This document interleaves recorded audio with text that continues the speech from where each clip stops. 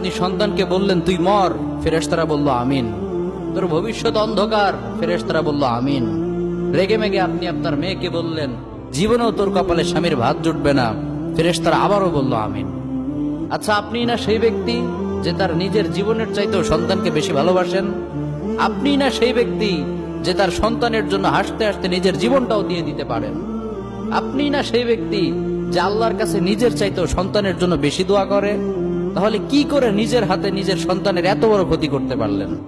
Doesn't make any sense. Common sense বলতে কিচ্ছু নাই আপনাদের? আপনারা কি জানেন না আপনাদের রাগের মাথায় বদদোয়া করাগুলো ফেরেশতারা আমিন বলে?